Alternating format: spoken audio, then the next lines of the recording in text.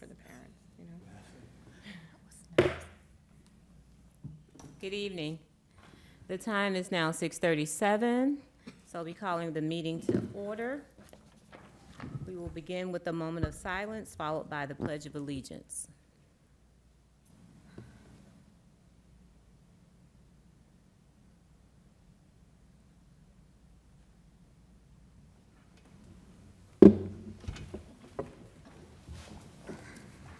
I pledge allegiance To the flag, United States of America, and to the republic for which it stands, one nation, under God, indivisible, with liberty and justice for all.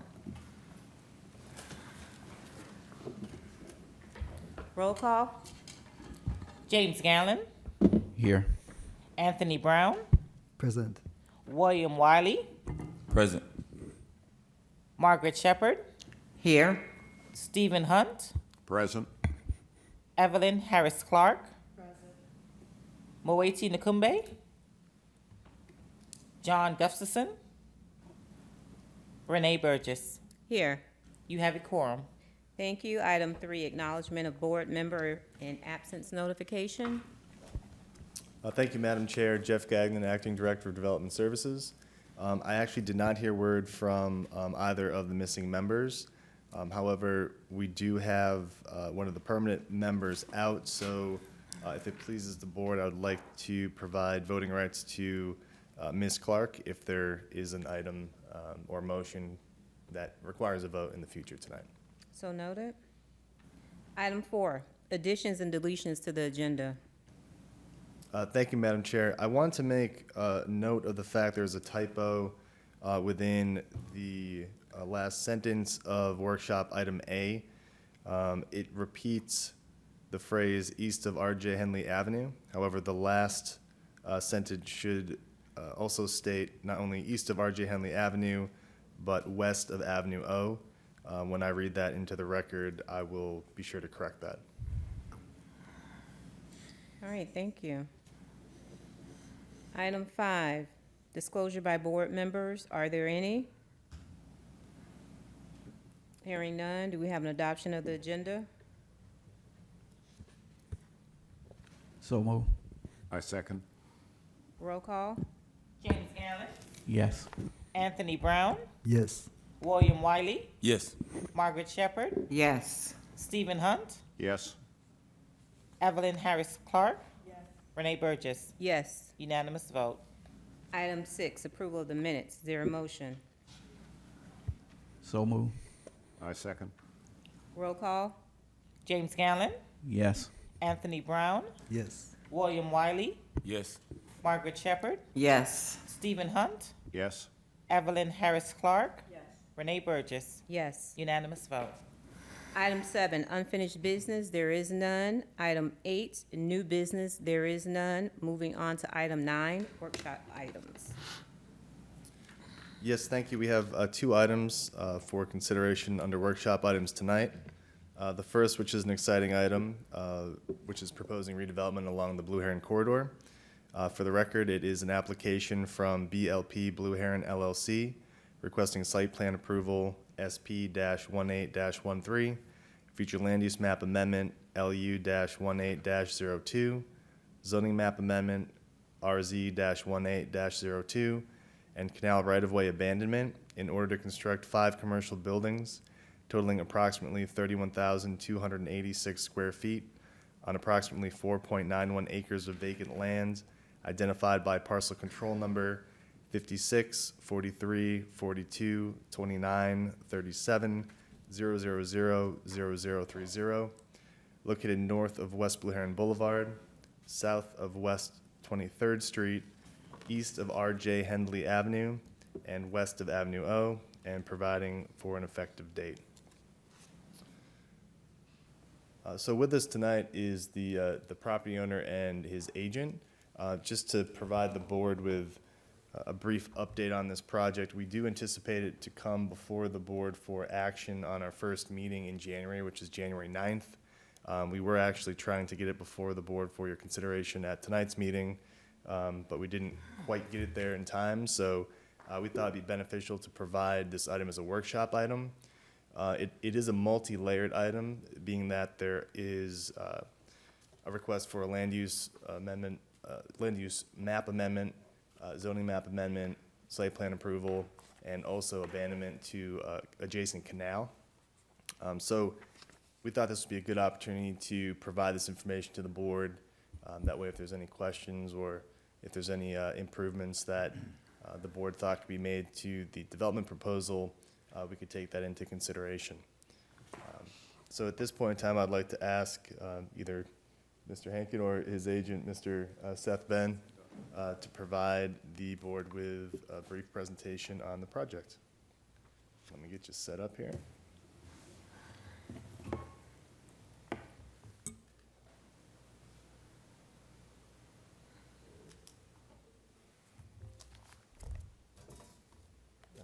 Seth? Thank you, Jeff. Good evening, ladies and gentlemen of the board. My name is Seth Bain. I'm a certified land planner and attorney with Lewis, Longman & Walker. I'm here tonight on behalf of my client and owner of the property we're going to be discussing, Stu Hankin, who's with me here this evening. And we'll have the opportunity to address any questions you might have. Stu has been working in the city of Riviera Beach developing housing now for some time. He has been building single-family homes throughout the city. He owns several lots, promoting homeownership throughout the area. When this property came available, he saw an opportunity to continue his investment in the city. And we've been at this now for a couple of years because the site has been vacant for a while and it has some challenges. And we've been working closely with your staff to get it to here to where we're at today. And we're excited about the opportunity. We're excited to be here and be able to start moving it forward. This is the site aerial, as Jeff just described its location, along Blue Heron Boulevard, just north of the UPS distribution center there on the south side of Blue Heron Boulevard. You can see it's a very long, narrow configuration, and that'll play into some of our discussion here today. But to set the stage, we have a brief video that our design team has put together that shows the concept of what it is we are hoping to achieve along this property. Since we began this project, the city has adopted new Blue Heron Boulevard corridor standards. These standards are intended to not just promote new development in the corridor, but also to improve the architecture of projects that come in, to provide new landscape and better landscape features, to provide pedestrian amenities. And we believe this project not only meets, it exceeds most of these standards along Blue Heron Boulevard, and as such is going to be a great catalyst for this area.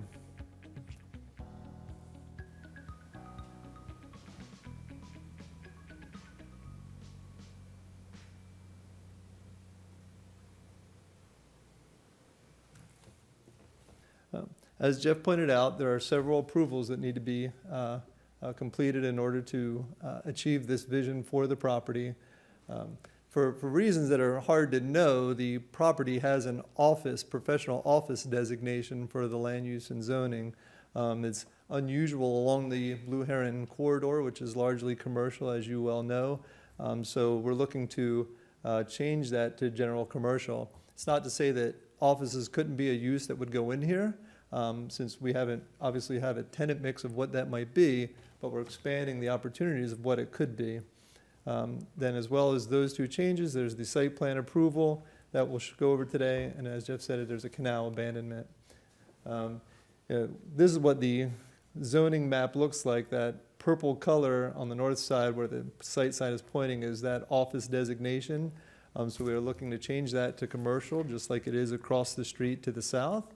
And then the zoning map sort of shows the same thing, that sort of OP purple section right there in the middle is our property. And again, we're looking to change that to commercial general, consistent with what's along the corridor and what's immediately across the street. So here we have the rendering of what the site would look like. There's a series of 5 buildings. These buildings are broken out into the segmenting like this is for a couple of different reasons. One is it's the nature of the site, but 2, it also allows the parking to be distributed throughout the site. So each of the businesses that are in here will have convenient parking to their front door. but it also is driven by the vision we have for this property, which is small businesses, businesses that are supporting the local neighborhoods. These could be cafes, salons, small offices, professional offices, and then the one building all the way to the east, where we are also targeting having some sort of a MD Now type emergency clinic is what we're really hoping to bring in there. So that building was scaled towards what that market typically looks like with the size they want to see in there. So we've been trying to, we're working on generating some interest in that as well. Continuing on the site, there are also, you can vaguely see this green border there. An important part of your zoning code, like any development, is how you're buffering the property. Especially along the Blue Heron corridor, those new standards require increased depth, increased landscaping. There's a meandering sidewalk that goes through there to make it a more pleasant atmosphere and to make it an area that people would want to walk along and traverse from store to store. And of course, there's also buffering standards along the other perimeters and along the north, which I'll talk about in a little more detail when I discuss the canal. We have 3 entrances proposed, all right in, right out through Blue Heron. And then there is one potential for a median cut in the center there where the primary entrance is. So hopefully there'll be a possibility for a left in there. But for the most part, it'll be right in and right out. And then finally, to the far left, there's a sort of a vacant area. That area will actually be for the dry detention, the stormwater retention for the area. It will not be a lake. It will just be that sort of grassed, depressed area that you see, so that the stormwater can collect there before filtering into the larger stormwater system. Again, per the video, this is the architecture that we're proposing. It is a contemporary, modern look, but with the sort of detailing that we think brings the value to it. Including the banding along the top of the parapets, the modern awnings over the entrances, the variations in both roof pitch and in the depth of the facades that create that sort of intimate feel to it, human scale, and also sort of plays up to the scale of the project itself. So looking back at the aerial, this is what in many ways has probably driven why the site's been vacant for so long and some of the challenges. To the north of the site is a 40-foot wide canal right-of-way, but what you can kind of make out from this aerial, and it's accurate because we've had it surveyed as well, is that the canal over time has eroded into the property itself. It has widened, it has gotten deeper over time. So for anyone to be able to develop this property, the first thing they would have to do is try to relocate this canal off the site. The canal is not supposed to be on or below that red line. The reality is that that canal wouldn't fit within the 40-foot right-of-way as it exists today. A canal of that size would need 60 feet, would need 80 feet. So as it exists today, it's already intruding onto the property, making what is already kind of a shallow property even shallower. And so that has proved that, and probably plus the office zoning designation, really has proved to be a disincentive for a long time. So what we have proposed to the city and what we've been working closely with your zoning and engineering team is we would actually like to have the 40-foot right-of-way abandoned by the city. So how that works is that going back to the 60s when this subdivision first happened, that canal area was part of the ownership of this property to the south. It was all one lot. And when the roads were platted and this canal was platted, that was given to the public in general, and this canal was created. What we would like to do, and it's kind of hard to see on this aerial, if you look to the far right of the screen there, what's happened right behind the 2 multifamily buildings that are there is that canal has already been piped and filled in behind those apartment buildings there, setting the precedent for what we would like to do for the rest of that property. What we have proposed is that we would channelize and pipe with a large concrete pipe designed in conjunction with the city's engineering team, of course, to make sure that it transmits the amount of water that we need to get through that area, picking right up off that eastern side where it connects into, again, where it was already piped behind those apartment buildings, and continue that throughout the site.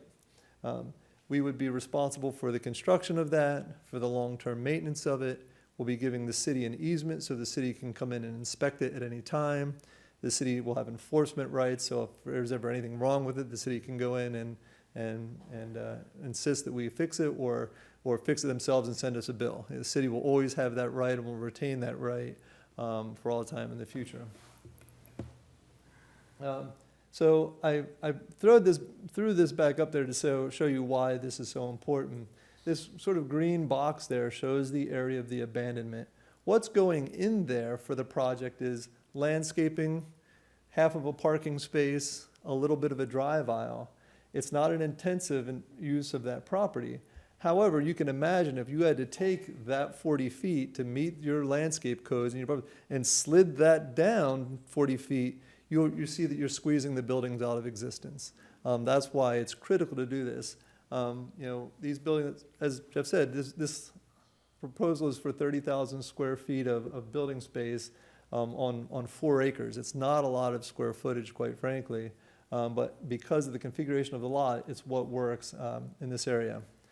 Now, the other thing that I want to bring up, because there were some questions about this, in order to do this, what that area is about, yes, we're going to be piping it to make sure that the water that is transmitted through that system today continues to be transmitted. 2 is some of those homes to the north very likely have some of their own rainfall slide to the south into that canal. We've been asked to, and we will certainly be having a survey done of how those slopes exist back there, and it'll be our responsibility to make sure that any water that's now historically coming off of those properties to the south is gathered by us through a series of, whether that's inlets or whether that's it'll be some form of inlet. It could be a little bit of a gully into an inlet, onto our property, and then into that pipe, into the drainage system itself. So we will be making sure that that continues to happen. There'll be a privacy wall along that. We'll be required to do a 6-foot high privacy wall along that entire length. This is going to provide security for those residents. It's going to provide a little bit of protection. There's nothing that's going to be a horrible nuisance from this project. As you can see, because of the scale, there's no gas stations, there's no outdoor bars, there's not going to be a lot of huge noise or anything. Nevertheless, this will be, in fact, I think the neighborhood will probably be darker and quieter at the end of this project versus what they see now, which is just a big open field out to Blue Heron Boulevard. So we're going to do that, and then we also have to meet your city's landscaping code. So there's a lot of things that will be occurring there, and that final engineering will continue to evolve and take place once we have our zoning approvals in place. But those are the things that are going to be going in there: landscaping, privacy wall, making sure it's piped, and making sure that the drainage system still accommodates anything coming off those properties. So with all that said, these are the benefits and why we're excited about this. This project is going to be a $10 million investment on the Blue Heron corridor. This is something that Stu's been looking to do for a long time, wanted to have greater investment in the city. And along with that, of course, there's generated tax revenue. We anticipate it when it's finally built out, there'll be an additional $250,000 of tax paid on the property, which of course a large share of which goes to the city. And we also anticipate, we don't know what the ultimate tenant mix is, which is why there's a large number here, but we think the jobs this will generate 50 to 100 jobs for small businesses in this area and for the communities that surround it. Staff, we've been working with staff. Staff has reviewed our request. I think they've generally found it to be consistent with your zoning and land use standards. And so that's where we're at. I thank you for your time. I'm sorry that was a little long-winded, but we're happy that you're here tonight. I realize this is just a workshop item, but we'd love to hear your thoughts and comments and look forward to coming back to you in a few weeks' time for formal approval. Thank you. Thank you. I have a quick question while you're up here. Yep. Is Stu a resident of the city of Riviera Beach? Am I? Stu, the Oh. owner. No, his office is in Riviera Beach, and he's been building homes here. I do not believe he's a resident. Yes. But yeah, no. Question? Sure. Yeah.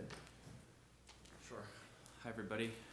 So my office has been in Riviera Beach for the last 5 years. I've been investing in properties in Riviera Beach for the last 10 years. In addition to this lot, I have about 40 different infill residential lots. So you're buying up the city. I just built I've seen those homes. 5 They're new popping homes, up everywhere, and yeah. we sold them all to homeowners. So every single house is being turned over to people in the community. We have construction of 5 houses right now as well, and then again another 30 or 40 lots. So yeah, I've been investing in the city since 2010, and I've only increased that investment over time, and I hope to continue to do that. So I live in Palm Beach Gardens though, so. Thank you.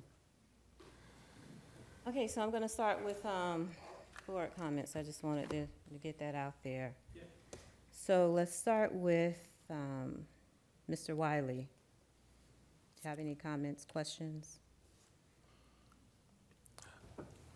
Well, the question I do have, as growing up here in the Federal Gardens area, and always going up and down Blue Heron, I always wondered, over the years, even come back from college, that we needed something there, whether it was a restaurant or something in that area, and I always thought that it would always be, occupied at some point. My question to you was, what kind of took so long? I know you own the property, but what kind of took so long for this process? Because I know for myself, it's been about 50 years. It's been blank, and that's a very long time. So to be honest with you, I'll be pretty excited to see something there, something that's going to bring something into the city and everything. But what took so long with this process? If it's been since 2010, what kind of took so long? Well, this property, when did you buy this? acquired the property in 2016. Got it. So- In 2016, Excuse me. If I can have, if the owner is going to speak, for him to come up to the Absolutely, podium yeah. and only speak at the podium, please. Thank you. Yep, so I acquired the property in 2016. Before that, it was owned by multiple people. It was sold at a tax sale at one point in time. I think it was just challenging to develop the property, as Seth mentioned. And really, again, I think in 2016 I bought the property, and since 2016, we've been working on this to kind of get it to the point where we're at today. It's been a long process, and we have a lot of time into it, so, yeah.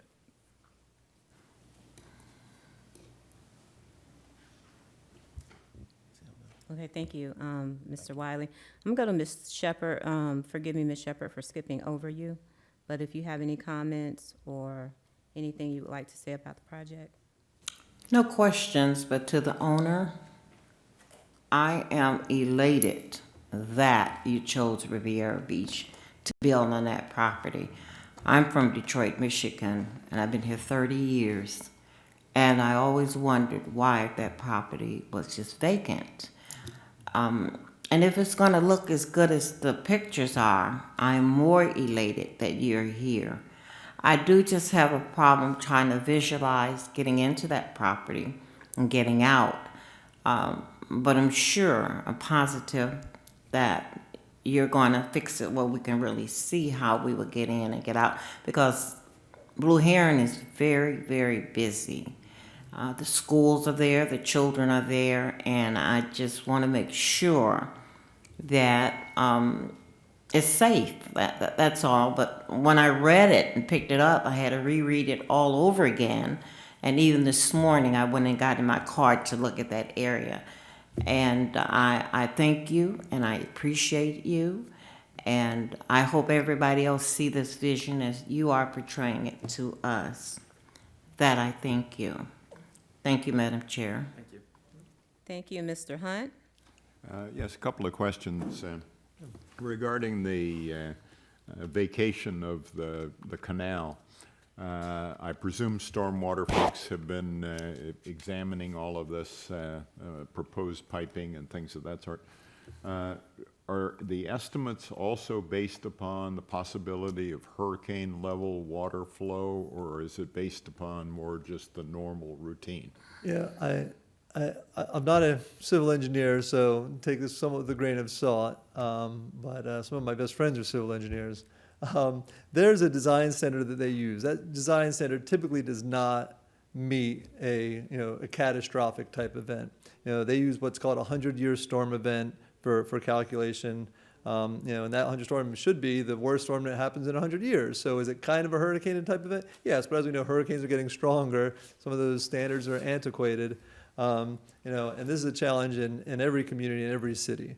But I do know that we had done a preliminary engineering design for it, to size it, and we've recently gotten some comments back from the city in which they said, almost but not quite, we've looked at it, we've looked at what the transmission coming out of it, and this is actually what you're going to be required to do through there. So it has been examined, the question has come up capacity-wise, and we, of course, will meet whatever the city's standards are for that. Sure. Yeah, well, we certainly don't we hope we do not have to face a Category 5 or beyond, but we came pretty damn close a couple of months ago.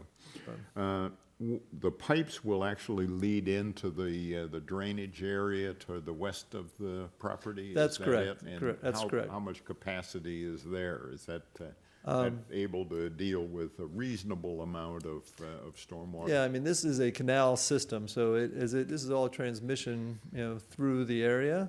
So the canal system to the west continues to flow to the south from there. So, whatever the scale of our pipe doesn't necessarily impact what the downfall capacity is. So, again, we will be able to transmit everything we can through that area. Then what happens downstream is the existing conditions. So. But it's open canal to the west. Correct. So Correct. you're feeding into the canal. Correct. Okay. I would actually like to add to Ms. Shepherd's comments. I think the design is fabulous. It looks professional and is a huge upgrade to Blue Heron. So I salute you and Staff's Thank hard you work on very that much. zoning code has done a lot to improve that. So, we like to think that this is going to be an impetus for additional development in the future, and I think your zoning code is going to continue to demand good design along the corridor. more replication would be greatly appreciated. Yeah. Thank you. That's all I have. Madam Chair, could I continue with one other question? Go ahead. All right, thank you. I want to ask a question about Mr. Gagnon. Given we talked about the traffic coming back and forth on Blue Heron, is there the possibility that we'll be able to put up a light in that area, a traffic light to be able to control the traffic going in and out? Because I know the UPS trucks are going through that area, and I know there's a couple other businesses back there. I know FedEx is on the other corner. So, and I know it's a lot of U-turns in that area, so we just be able to open that area up and just make that a opening to that. And also for his business, as narrow as it is and traffic not being able to stop in the middle of the road, we'll be able to build a turning lane to where, and also an exit lane to where they'll be able to go in and out without impeding traffic going back and forth. So those are both very good questions. So Blue Heron Boulevard is a state roadway, so any sort of reconstruction or modification will require state approval. There's certain levels of service thresholds that need to be met prior to them considering installation of a light. I don't believe that this project has tripped that level of requiring a light.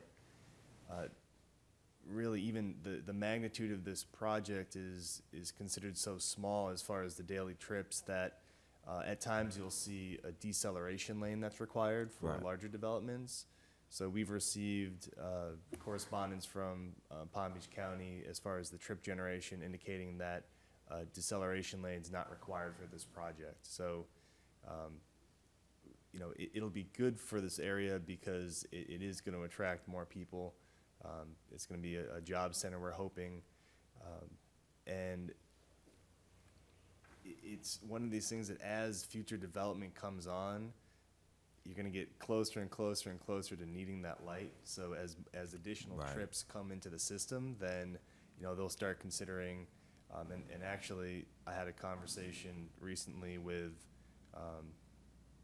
I won't divulge the company, but another local company that's looking to expand in the very close proximity to that location that would heavily use Avenue P. So, as this new redevelopment comes in and further growth in the city continues, then we'll continue to have that conversation with FDOT and the county to see how close we are to meeting that threshold to require a traffic signal.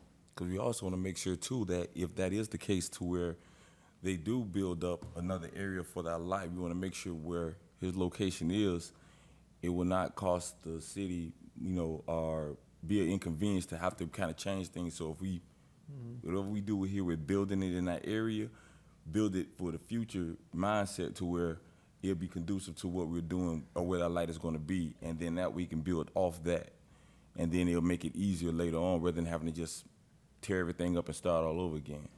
Okay. From a staff perspective, we'll go back and look at it and, follow up with both the state and the county and see their thoughts on it, and then we can report back at our next meeting. Thank you.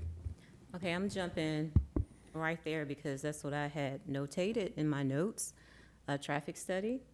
Because as it is, that area is very congested already.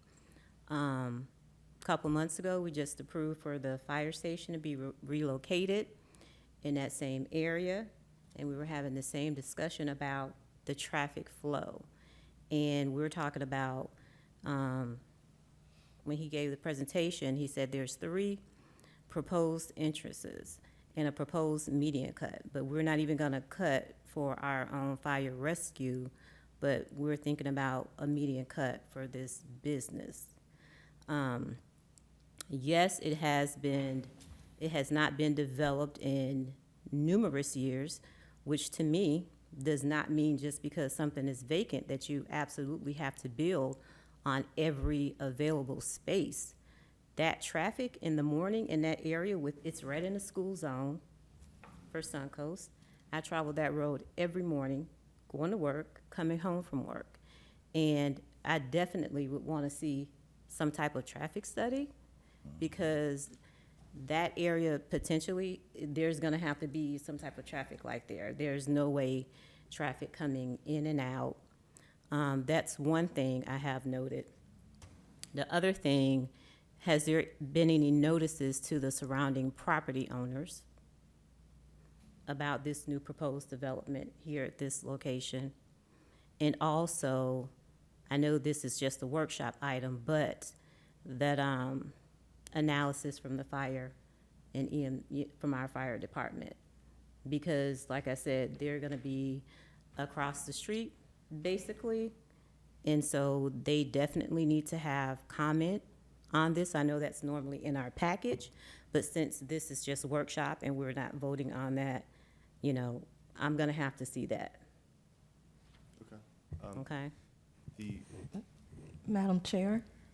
One moment, let me let staff respond. I'm sorry, I didn't actually add to my introductory presentation that the item was also workshopped at a city council meeting as well. So this is the second opportunity for a workshop. So there hasn't been an official mail out that's been sent out yet, but we would do that per our requirements prior to the item coming before Planning and Zoning Board for the 9th. The property actually was noticed as far as site signage. So if you drove by the property and saw yellow signs, it was in anticipation of trying to make it to this meeting as an action item meeting. But again, we're just here as a workshop tonight. So we're still in that early stage for public notification, but we are trying to provide multiple opportunities for just comments or input and make sure that the community understands what's being proposed and to seek input as well. Yeah, because my concern is, it's just too much trying to squeeze in that small area just to develop something for somebody else's profit. I mean, I know somebody's gonna profit for it, but just to try to squeeze in everything that you can, especially where this is located, I'm just having a really big issue, because I live here and I have to travel these roadways day in and day out. So Understood. I'm gonna go on to Ms. Clark for her comment.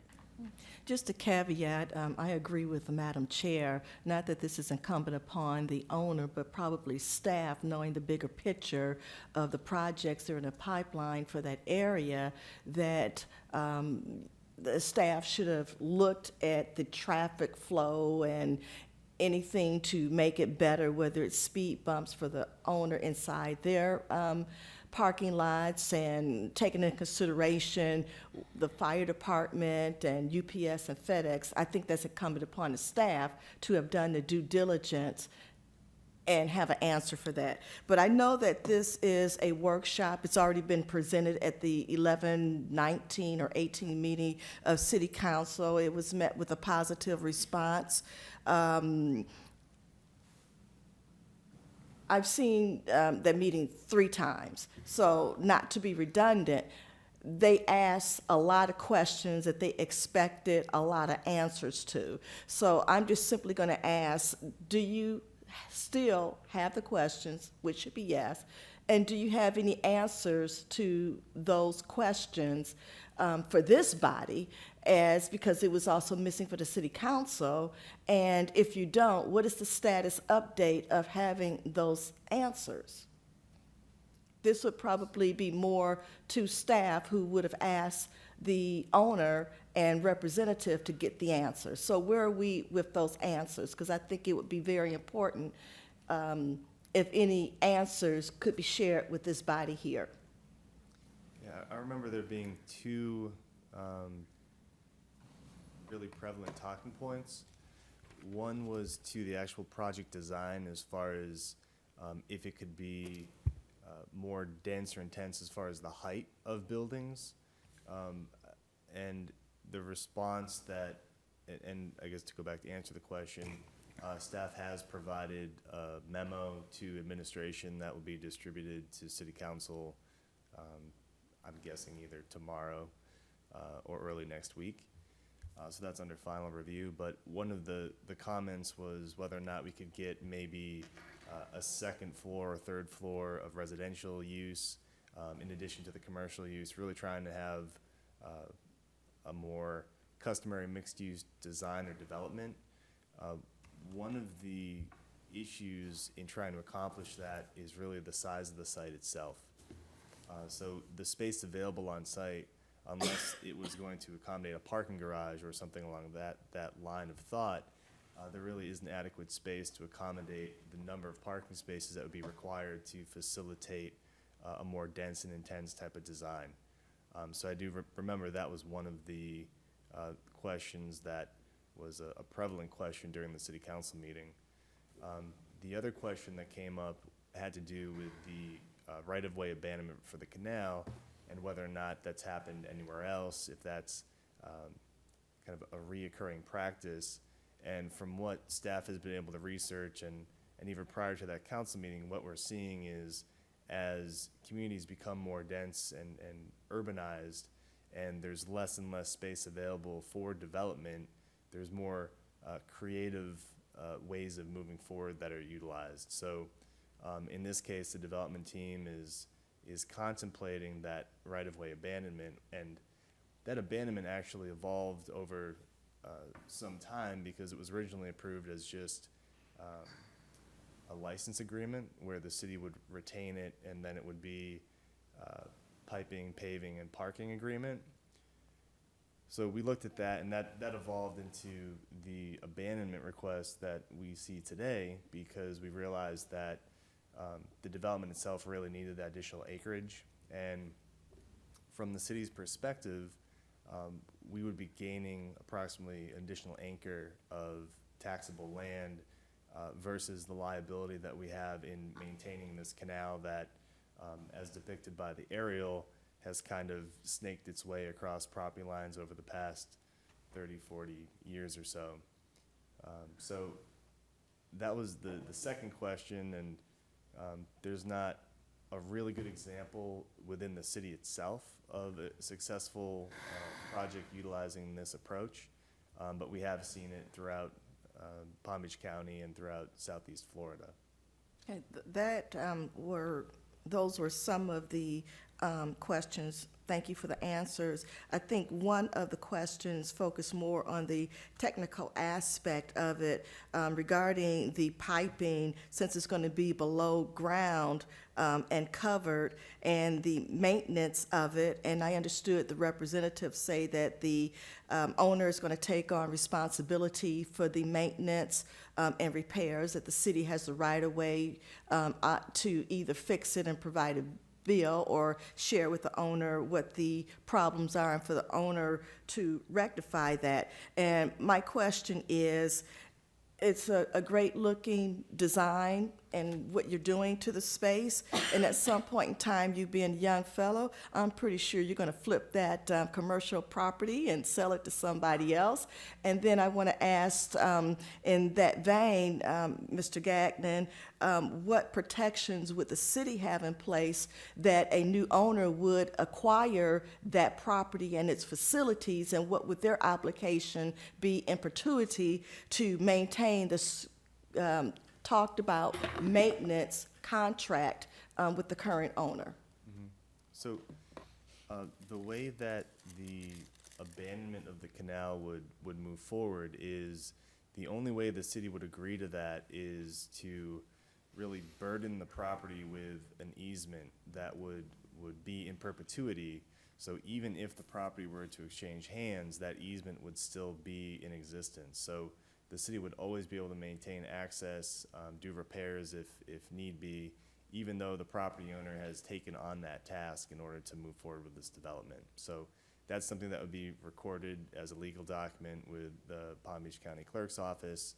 So it would be an official record available for anyone that performed any due diligence on the property, and it would be really encumbering the property moving forward. So if I'm clear, the current owner has been very generous to take on the maintenance responsibility, providing access to the city, but if the city sees that there is a problem, they could fix it, bill the owner, or the owner will get notified of the problem and fix it out of their own pocket. So are you saying those last two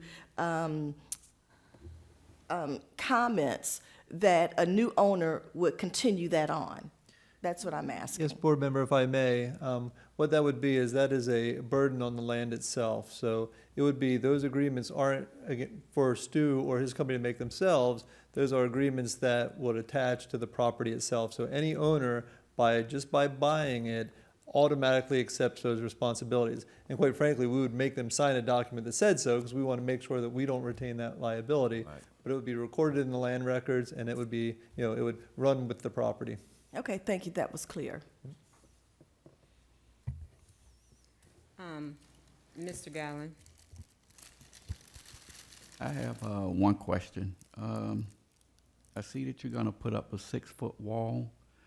How much space will be between that wall and the property owner's property? And so that design would be finalized as part of the drainage engineering. So as we talked about, we want to make sure that we can accept any water that's coming off that adjacent property. So the location of that wall and the landscaping within that, say, 10 to 20 feet, all of that arrangement will be based on sort of what the surveys tell us. Now, if all the water is going the other way, we could put it right on the property line if that's what was wished. But the reality is what will likely to happen is it might be 5 to 10 feet off, so it'd make that property backyard look slightly bigger. There'll probably be a shallow swale there, and then little cut-throughs to the wall occasionally, or pipes that would allow that water to fall into that swale and then be channelized under the wall or underground into that underground pipe. So my anticipation currently is that it would be wide enough for us to be able to go back there and run a mower through a swale, and so 5 to 10 feet. And then the question of do they want some additional shrubs on that side of the wall that we could maintain? Yes or no? Whether we'd rather just have open space? I mean, those are questions that could be answered through your zoning director and zoning code. But my current anticipation would be, somewhere in the 5 to 10 foot range to allow just like a shallow gully there, swale of sorts that could allow the water to collect and transmit into the system. Okay, when you all make arrangements or send out flyers or have a meeting with the residents, can you make sure that that's in there about the wall, how much space they're gonna have? Because I know they're gonna have questions about that too. Yeah, absolutely, absolutely. I mean, we would certainly anticipate, as we get through the approval process, doing that, and making sure that they're aware of how that, and certainly when construction time comes, making sure we're coordinating with the homeowners throughout that area. And I would like to also say that I'm glad somebody's doing something with that property. I'm sick of looking at it myself. I drive by there every day too. Yeah. So, but I'm happy and it looks good, and I hope everything goes well. I appreciate that. May I make another comment, please? One moment, Ms. Shepherd. Let me get to Mr. Brown. He's the only one that hasn't made a comment yet, and then we'll come back around. Yeah, my question has been addressed already. Okay. Did you have something, Ms.?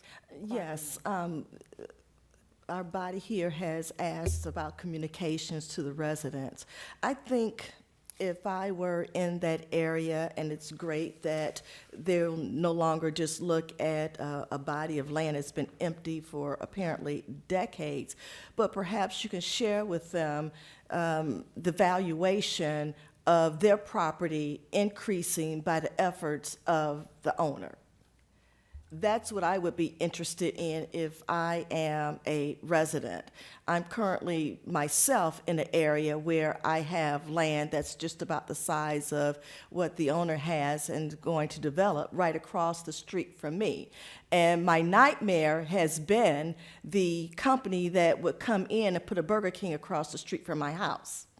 So I am hoping that a developer would come in, which I know a developer is coming in, and they're going to put some homes across the street from my house. And only thing I want to know, what is that going to do to the equity in my property? So that's just an idea I think would be important to any resident. Yeah, certainly. Yeah, I'd like to add to that, because I thought I saw somewhere in here too for the proposed businesses that would go in, retail. I did see something that said fast food somewhere in here. So, Well, we're not currently sure. There's no drive-throughs on the site currently. There's no drive-through lanes. I mean, we would like to see a restaurant. We'd like to see a sit-down restaurant. We'd like to see a coffee shop. Again, the scale of these and the arrangement isn't a fast food layout. That's not the design as it stands today. so right now, there's nothing permanent that's in mind to go in these. It's just building office spaces. Correct. And who you plan to reach Correct. out We've- to as far yeah. as a. Stu's been beginning to meet with retail realtors to begin showing them the project. Here's what we're hoping to achieve and get approved. But we're certainly not to the stage of identifying clients. Other than, as I said, we're really working hard to line up an MD Now type user in the far eastern building. Thank you. Ms. Shepherd? Yes, as we were talking, I was thinking about West Palm Beach, Little Lake Park, and Palm Beach Gardens. If you look at them, they're building everywhere, every little nook and cranny, everywhere. They are building buildings. And I don't want to just stop and say in Riviera Beach the negative things. There are some positive things coming out of this particular project, because sooner or later, we need to start building. We need people to come to our city to shop. We need people to come to our city to showcase that we are moving forward. I don't want to just stop and say, well, this and that. Look at the most positive things that you can, especially West Palm Beach. They have reconstructed the whole city, new buildings, a new convention center with the hotel. We have none of that. But I thank you, sir, for even considering putting buildings on that corridor, because sooner or later, people need to come to our city and know that Riviera Beach is on the map. Thank you, Madam Chair. Thank you, Ms. Shepherd. Okay, there's no more comments about that workshop item. We're gonna move on to workshop item B. Thank you for your time. Thank you for coming out this evening. I appreciate it. I look forward to coming back. Thank you. Madam Chair, this is my workshop item, so I can either do it here or go to the podium, whichever you prefer. It's up to you, I'll be glad to do it here. okay? I can bring this up for you. Jeff, if you can bring it up. Yep. If you'll turn to the last set of pages, forward back, okay. You're going to do the first one? Okay. This is an initiative that I started in response to Ms. Harris-Clark's tasking while she was serving as acting chair to build some training materials for board members.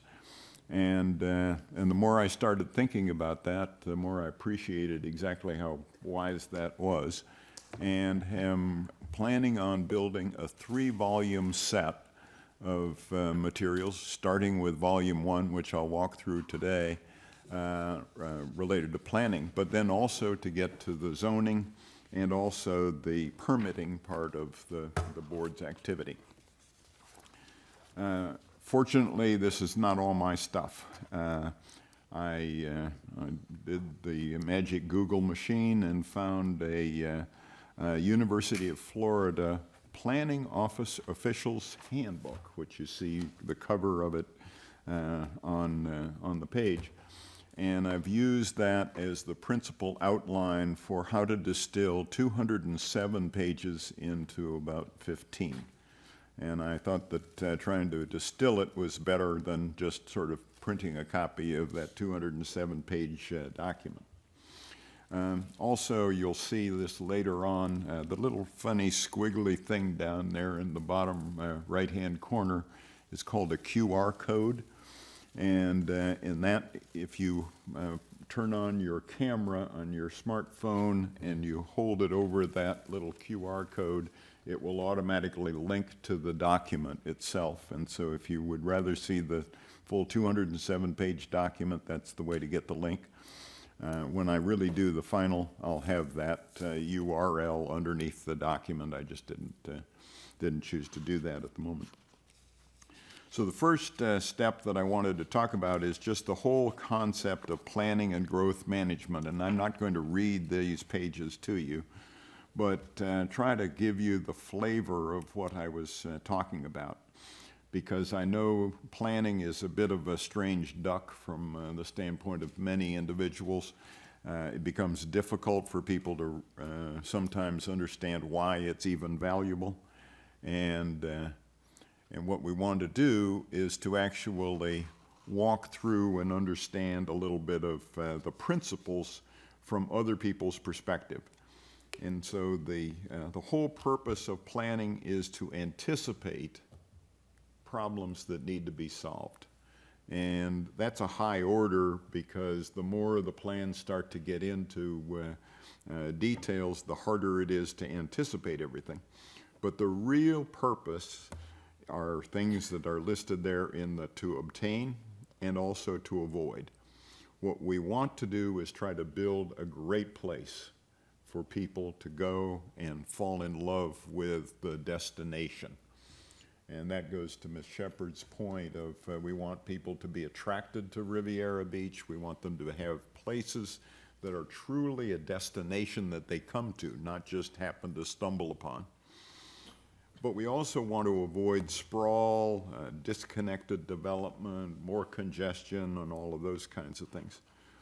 So the real thrust of this first page is the heart and soul of planning is to get information and bring it together to the citizens and to describe in either words or graphics or maps what we want to guide in the way of development. Now, planning is not just for the city of Riviera Beach. There's everybody and their brother in the state and at the region have planning initiatives. And I've listed 3 on this next page: the state level transportation plan and the Florida water plan are very lengthy, very specific documents that really apply to the entire state. And we are, by virtue of being in Palm Beach County, are part of the Treasure Coast Regional Planning Council, which also has a whole set of policies and procedures and guidelines and things of that sort. And you can use the QR code to explore those to your heart's content. Then when we get down one more notch to the local areas, there is another whole fleet of initiatives that are going on. You can start at the top with the South Florida Water Management District, and then the Palm Beach County has a transportation planning agency, the East Coast Water Reclamation Facility, and environmental resources. All of those elements apply to Riviera Beach as well. And then we have a couple of very interesting nonprofits. I happen to have the privilege of attending a meeting. It was originally billed as part of the legislative connection for Palm Beach County, and it's the Palm Beach County League of Cities, and that league happens to be a nonprofit. It happens to bring together multiple jurisdictions, and Riviera Beach is a member of that League of Cities. And the URL can give you, the QR code can give you the access to that information. I also stumbled upon another nonprofit called the Palm Beach County Planning Congress, and I attended the first meeting of that in November, and I have joined as a personal member, and actually it turned out to be quite an interesting session. It was chaired by 2 members of the Florida House of Representatives, and its focus was really on building a resilient Florida. And they have a number of meetings, and there will be useful guidelines and things of that sort that we can participate in. When you get down to the city level, there are things within the community redevelopment agency for Marina 2, and I have 2 pictures of what that proposal looks like. And then also the Broadway plan, the housing agencies, Heron Estates, the utility district plan, and the stormwater plan. So the notion that there's not planning going on is the reverse. There's so much planning going on, you spend your life trying to figure out how many plans conflict with each other. But nonetheless, there's a lot of opportunity for great guidelines and things of that sort. And at the very end, I'll talk about the Marina 2 proposal because I happen to find that full proposal in public domain on their website and have some great pictures about what that development's going to look like. Then I wanted to give a brief look at ethics and conflicts of interest, but first to talk about a code of ethics. And I stumbled upon this also while I was doing my exploration. The American Institute of Certified Planners has, in my opinion, a great code of ethics that really crystallizes what we should do. And I was prepared to spend as much time as you want on this, but I would suggest that each one of us read and think about this page, flag it, mark it, come back to it multiple times. Because in my impression, this is one of the clearest sets of guidelines of what our responsibility as a board member really is. It's to be responsible to the public and be conscious of the rights of others, the rights of the developers, the rights of the city, the rights of the citizens. Each of those special interests have concerns. To look at long-range consequences and understand interrelationships, because I think what we're dealing with, and was testimony in the previous questions, there are relationships between a building, desires and traffic, stormwater collection, quality of life, accessibility to great facilities, useful access to various resources. And so everything is tied together. and we just need to find the right balance. And I won't go through all of them, but I think that the last three really crystallize things as well. Seek social justice by expanding choice and opportunity for all, recognizing a special responsibility plan for the needs of the disadvantaged, and promote racial and economic integration. That is a mighty high order, but it's also very critical, and it's very near to my heart as one of our core responsibilities. And then, as we also talked about today, to promote excellence of design and both conserve and preserve the integrity of heritage of our natural environments, but also enhance the quality of our as-built capabilities. So I think these standards and these guidelines really set a pretty high bar for what we should strive to do. And I hope it really goes back to and addresses many of the things Ms. Shepherd talked about last meeting, in terms of being responsible, being caring, being respectful, being understanding, and listening to the needs of our citizens. Then we get into a couple of other things about ex parte communications and conflicts, and I think this is kind of helpful. Goes a little bit further than the guidelines that we got on the Sunshine Law originally, but I think it's kind of useful. How do you deal with somebody who approaches you and is an interested party to something coming up, but you don't want to get trapped into a conversation? And there's 4 good quick answers there of how to avoid getting into the middle of that kind of stuff. But then also, if we do have a conflict of interest, not only do we have to declare it, but I think this guidance from this University of Florida manual basically said you have a responsibility to disclose it, but you also have to disqualify yourself, and you also have to leave the room, which is very helpful guidance. So if you have a conflict, then we really should take those steps, but then we have to also abstain from voting. And I think that makes a very clear statement that we're not about ready to be charged with conflict of interest. And hopefully that's helpful. Sunshine rules still apply. None of that goes away. But I think we've gotten plenty of guidance on that. The next one is the longest piece of this dialogue, and it's the principles of effective planning.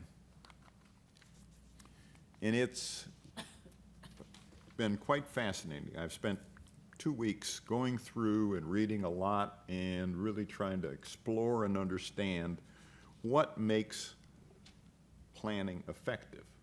And broken it down, these 5 principles come directly out of the handbook that is shown on the previous page.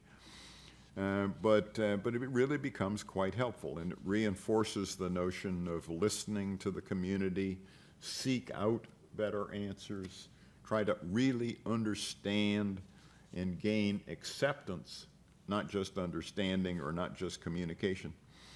And then also having a clear direction of what we're trying to do so that it leads to buy-in.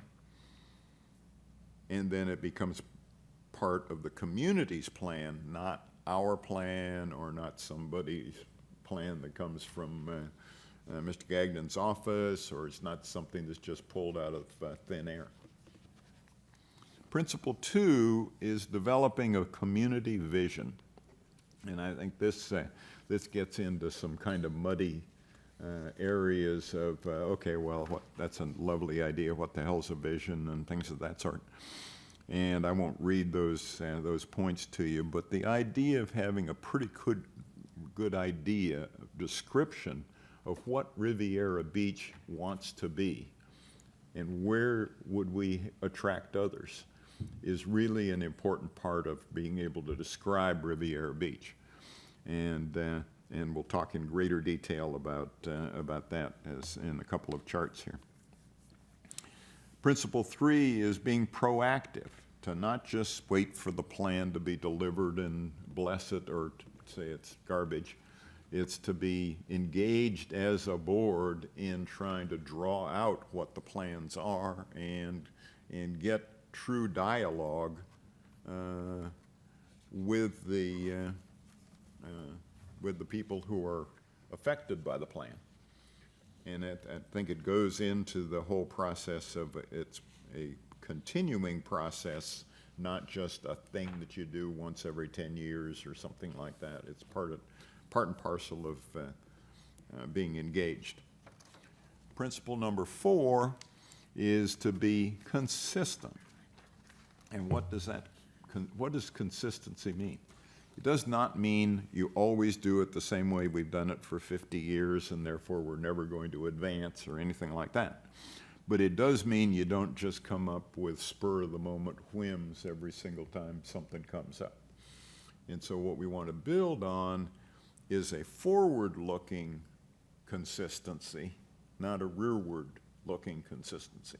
So the more articulation that we can give about where we really want to be and how we want it how developments to look and how things should evolve, it helps to be clear and thorough so that it's understood, and then we are consistent with that new vision, not just looking backwards 50 years. And the last principle is probably the hardest one in the world to do: make it easy to do the right thing. The right thing is not always intuitively obvious, unfortunately. If it was, more people would do the right thing. But there are several principles that are listed here, and it's striving for understanding about what's the right balance on any particular initiative. And I'll use an example out of my personal experience back in Colorado, and I will try not to talk about that experience too often.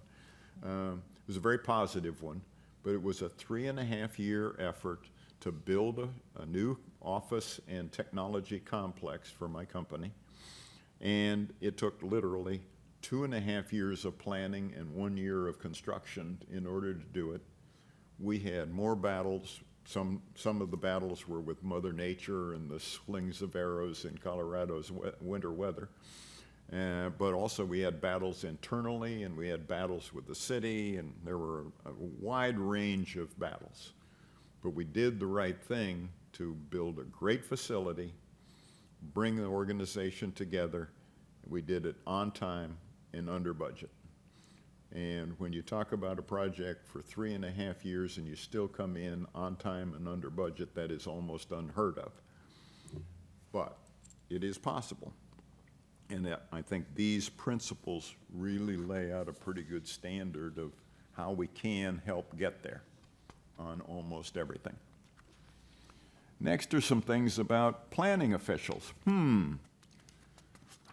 We are, by definition, planning officials as members of the board. And I think that's sometimes easy to say, okay, it's Mr. Gagnon's responsibility to be the planner, but actually it's all of our responsibility. And here's a whole set of things. If we can meet half of those, that will be terrific. But at least it gives us some things to think about. And then the way to achieve an effective planning staff, what we expect from Mr. Gagnon and his staff, and also how to engage with the citizens. I think these are all very useful ideas. And then I started going through even more homework, and I've got a strong list of to-do reading, but I've also found a great book, which is the Smart Growth Handbook. The picture is on the right side, or on the left side, actually. And the primary goals are shown here, and it talks about a number of things that are very, very relevant to the topic today. And some of these terms may or may not be very familiar.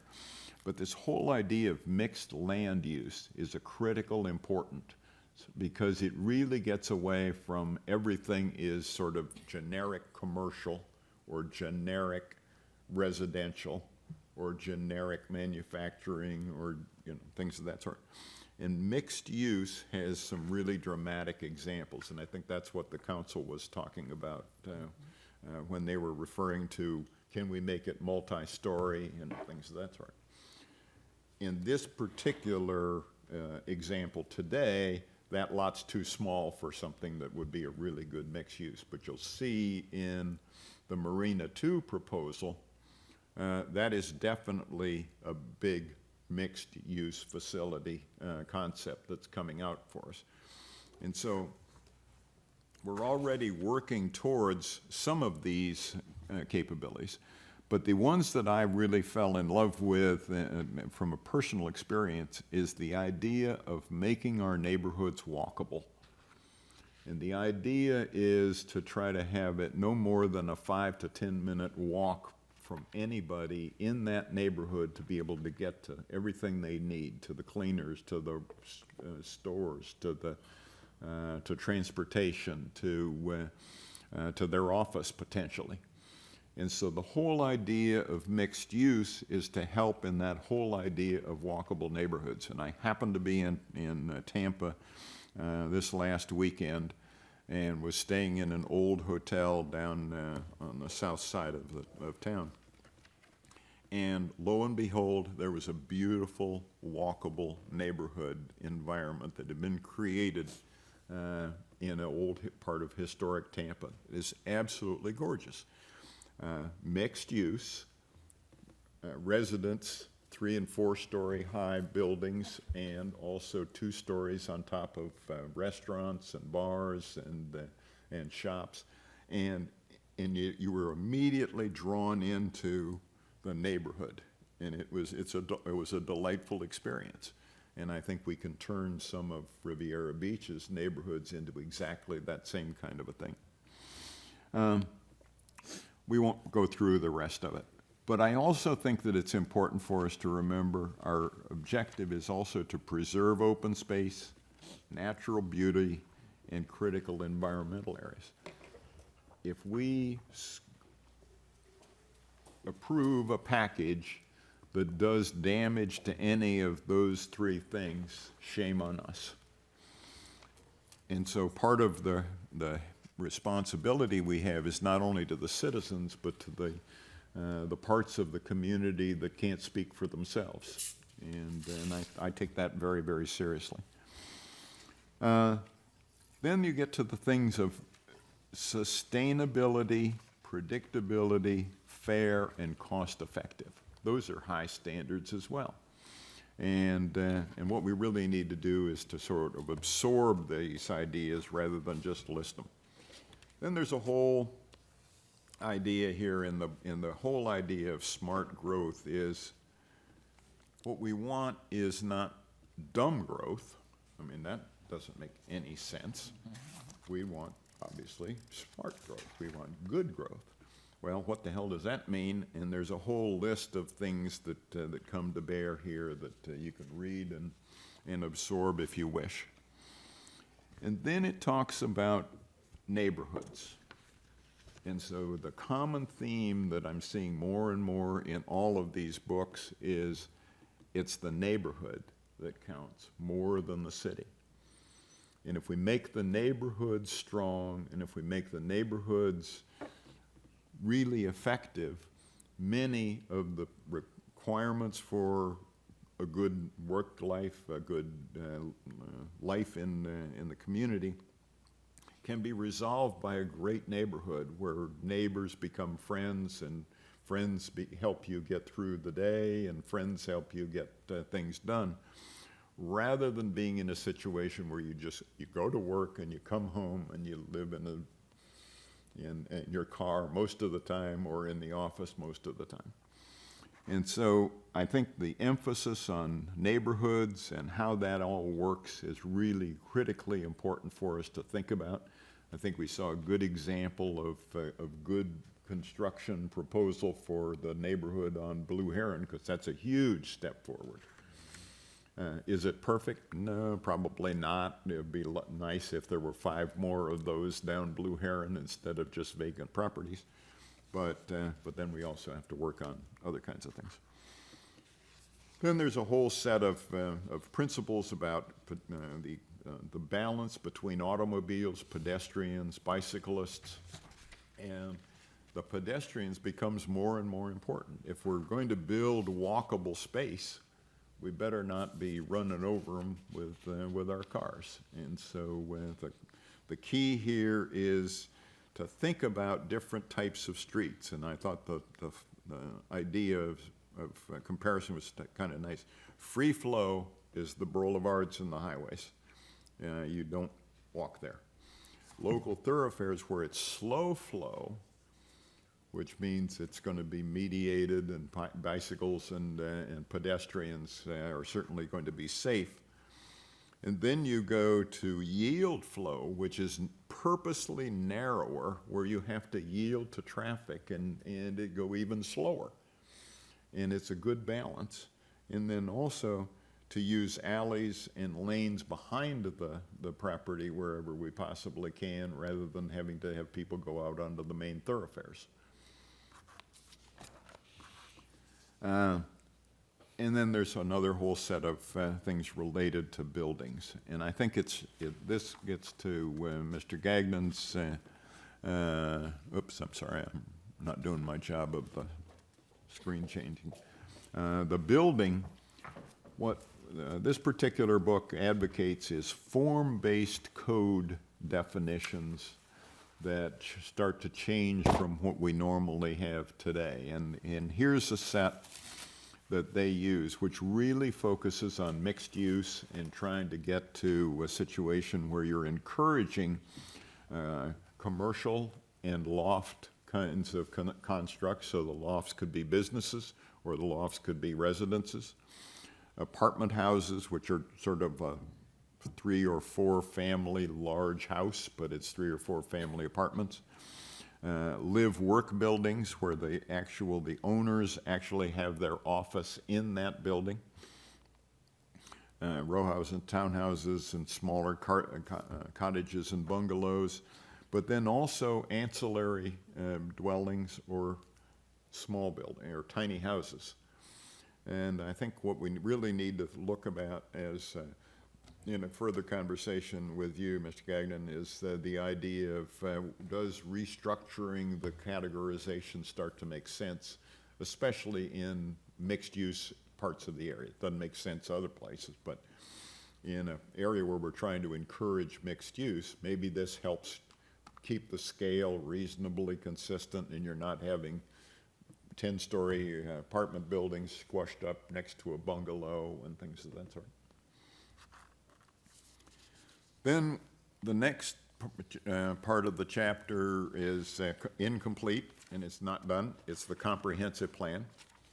That's part of Mr. Gagnon's responsibilities. I've read it. I'm rereading it, and we'll continue to take a look at it. But there's going to be more here. Then the last section is on local plans, and I don't know whether you have seen this or not. But I went to the Tezrel Partners LLC website and found their proposal for Marina 2. It's fully there, all aspects of the proposal. It's not marked confidential or anything. And so in July 8th of 2019, it was submitted to the CRA, and the CRA is still working and debating this. But what this discloses is you see the 2 big white buildings that are right on Broadway are a combination of a parking garage under the first 4 levels and then apartments and condos on top with a very nice recreational park on the top of the garage. 2 of those buildings, and there's over 2,000 parking spots in those 2 buildings, which would help tremendously make it easier to get to the marina. And those include a mix of owned properties, apartments, and affordable housing. The white building closest to the water is already set. Marriott has agreed to build a Residence Inn, and that's the Residence Inn. And then the most exciting parts are one new restaurant that has two locations, one at the top of the existing marina building. And, come on here, Steve, you can do a better job of managing this thing. And the first pad down closer to the arena. This is, I'm afraid of touching this thing and see if that is there. No, there. This is not a. It doesn't look like this is a laser pointer, but that's okay. But the if you look to where the marina, the existing marina building is, the pad just to the right of that, closer to the water, that's one restaurant. It's going to have two locations there. And then there's two more restaurant pads. And then another set of two parallel mixed-use buildings, which is a combination of shops and offices and other space surrounding that big patch of green. So this is an exciting proposal, $200 million proposal. They have funding for $76 million to start, and they're eager to get started. And I think we should invite Mr. Scott Evans to come and tell us where we can participate or help, because this is really going to have an awful lot of building permit requests. There's going to be a ton of things coming through your office, Mr. Gagnon. We know that. My perception is that we do not actually have to do anything related to the review and approval of the plan or the proposal. That's really in the hands of the CRA and the council, because I don't think there's any zoning issues or anything of that sort that we would have to address. But under any circumstances, we should care deeply about the building aspect of it. And I've read the proposal twice. It is a fascinatingly detailed proposal, a very clear articulation of the vision that they're having. Takes care of establishing what the benefits to the city of Riviera Beach are, and does a very complete dialogue of examples of other great projects that the team has pulled together. So I think it's very exciting. It's a huge improvement to think that we're actually getting close to starting. The first step is to build the big blue building to the left first, and get that garage started, and then build the condos and apartments on top of it. And then in parallel to start building or getting the restaurants and building out the restaurants, and so it's a very aggressive program. I personally think this is very exciting. It is a huge, huge, huge project that's going to require support from everybody, and it's got a lot of moving parts. There's a very strong team. But there's a lot of moving parts as well.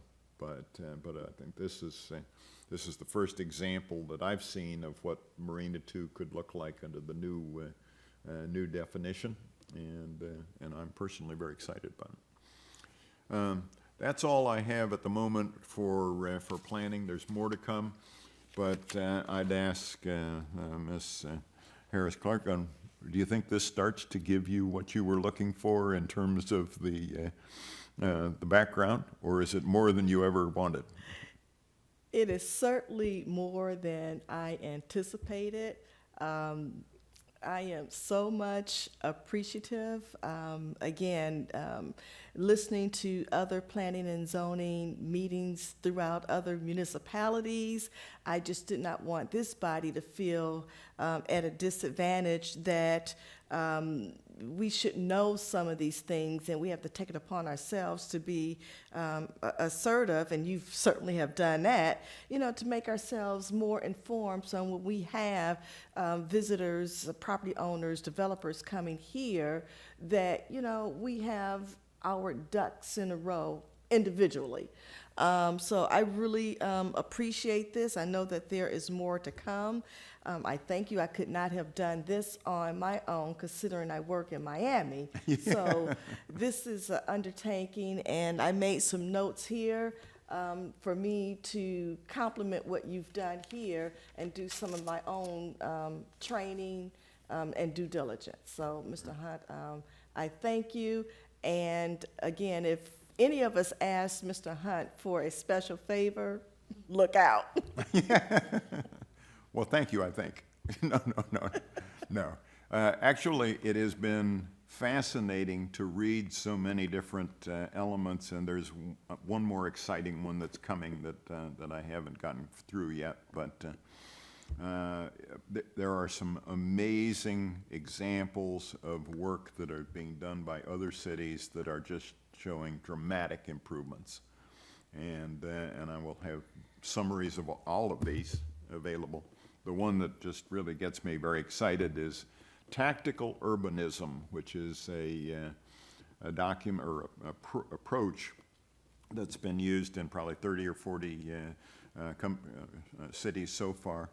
And it is an approach to just be aggressive about making a trial, do it a pop-up, make it a short duration initiative. It doesn't have to be big and elaborate, and do it fast to really make a difference in a neighborhood or in a particular area.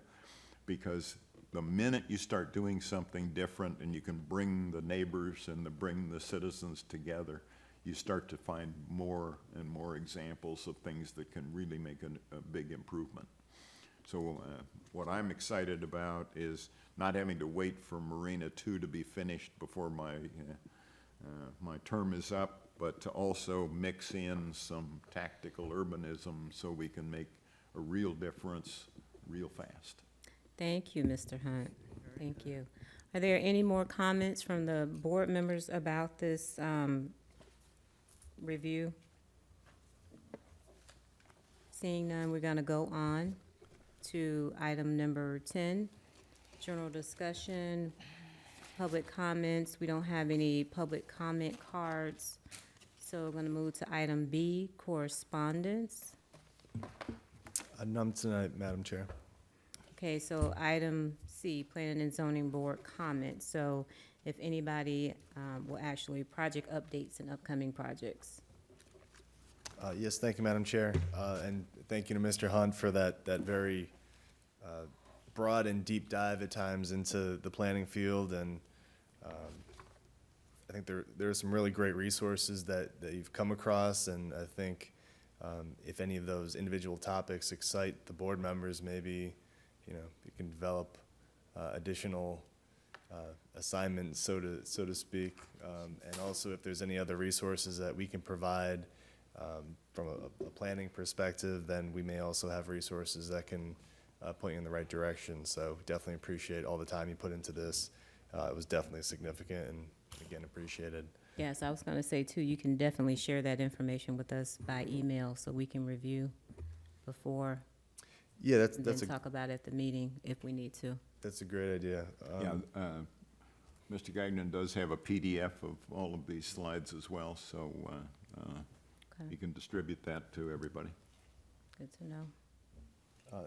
Moving into updates and upcoming projects, as we discussed earlier this evening, we do anticipate the Blue Heron commercial project that we discussed and workshopped earlier to come before the board on January 9th.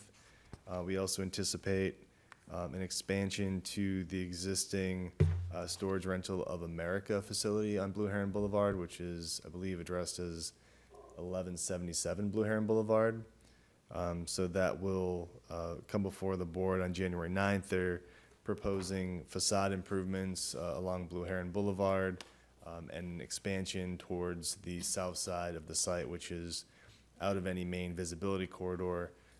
But I think that the board will be, I think, excited about that facelift that's coming forward as well. So we'll have a couple, I guess, a tag team or tandem of items along the Blue Heron corridor for the January 9th meeting.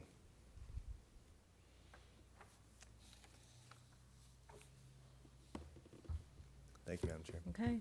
Are there any more comments from the board before we adjourn? I don't have any comment. I'm sorry, how do you want to proceed, Madam Chair? I'm sorry, Ms. Shepherd, you have something? No, I asked Simone, she don't. Okay, Ms. Clark? Mr. Gagnon, just a favor from you as we leave this meeting. I want to schedule an appointment with you to go over the comprehensive plan, to talk about the principal arterial design standards before we leave, because if I don't nail you down tonight, it's not going to happen. Not a problem. Okay, thank you. Very welcome. Any other comments? Okay, is there a motion to adjourn? Move to adjourn. I second. Okay, meeting adjourned. Thank you.